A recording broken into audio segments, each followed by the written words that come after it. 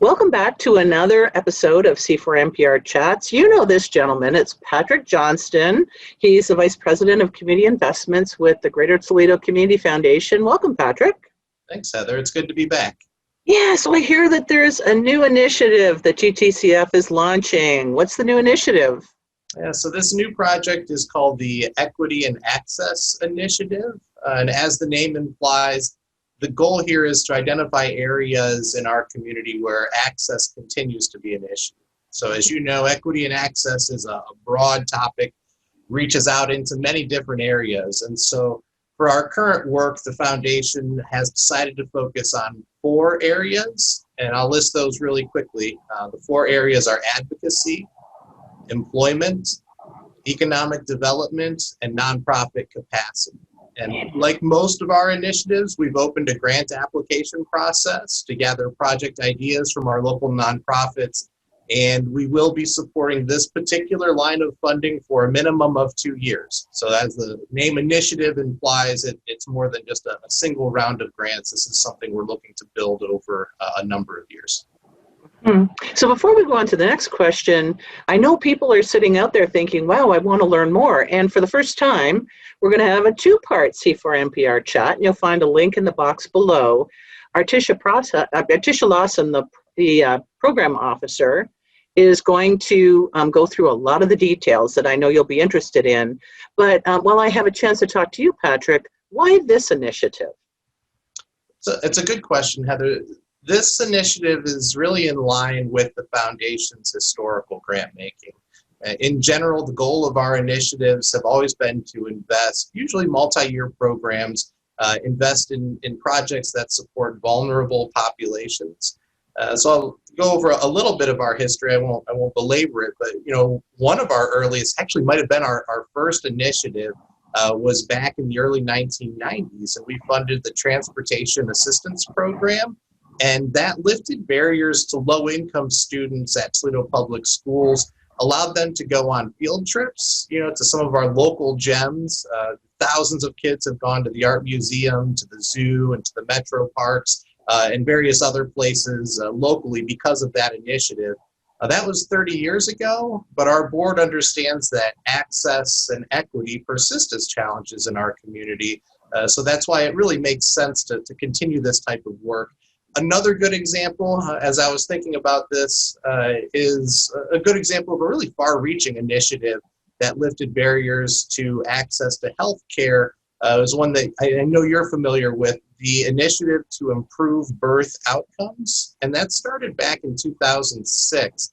That effort continues even today through the hub model. A lot of folks in our community know about the community health workers and the hub model. That's overseen by the Hospital Council of Northwest Ohio. That started out, way back in the early 2000s as an initiative of the Community Foundation, where we were looking to have an impact on access to healthcare. And we work through our local nonprofits, and the Hospital Council was a great fit for that. In addition to some of these historical initiatives, the foundation also funds equity and access projects on a regular basis. We do that primarily through our community funds process. Most of the nonprofits in the community are aware of that grant opportunity. They're available twice per year. They support new, innovative projects that meet needs in our community. So I guess as a short answer to your question, Heather, this current initiative is a continuation of efforts that Greater Toledo Community Foundation has supported since its founding, which was back in 1973. And in this case, we decided it was a good time to explicitly focus an initiative specifically on access and equity. So we've always done it. It's always been a driving force and in the background of what we were doing, and part of our goals as an organization. And in this case, we just wanted to put it front and center and put the name on it. Yeah, certainly just the most recent in a long line of important initiatives to help our community. And if you want to learn more on the history of that, I know there's information out on the Toledo Greater Toledo Community website. We can certainly put a link out there in the bottom here in the description box, as well as a link to the page with the grant opportunity. As I mentioned, we're going to be catching up with Artisha shortly. Some of the things, I'm just looking at my list of questions for her. She's going to dive deeper into the focus areas, specific criteria, how you can apply, how you can get ready to sit down and apply. Like lots of great logistics pieces if this is of interest to you and your organization and you want to consider this opportunity. So Patrick, anything else that we've missed that you'd like to share today? Yeah, I think one question that some folks have been asking is, why now? Why is the foundation choosing now to put this initiative out there? And it's a good question to ask. So I just wanted to very quickly touch on that and note, that clearly this is in response to, we saw just like everyone else, we saw the tragic death of George Floyd and the protests and the movements that followed. Staff and board members at the foundation, thought long and hard about what our response should be. Every organization I can think of had some kind of statement that they put out. As we were thinking through this, we decided, we want to make a statement, but we also want to have some type of action as well. And as a foundation, we don't operate any programs. We make resources available to the great nonprofits in our region working to improve our community. And that's what this is all about. And that's what community foundations are all about.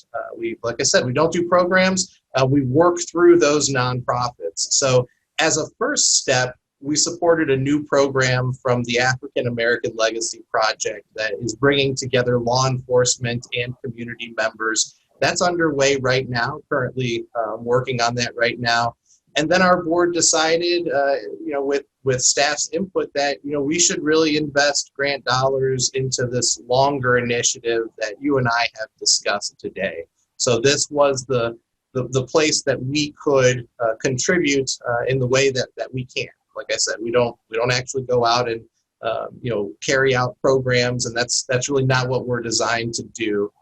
But this was a good way for us to be able to make a statement to support our nonprofits and to support building a better, more improved Greater Toledo region. Well, thank you, Patrick. Our viewers always love it when you come and share the latest and greatest news.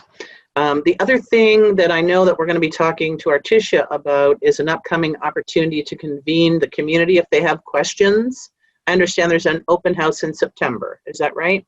That's correct. Yep. There's more details very soon on that. Yeah. So what we'll do is we'll also include a link to the registration where you can get all the details. And of course, I encourage you to check out part 2 of this series, the C4NPR chat with Artisha Lawson.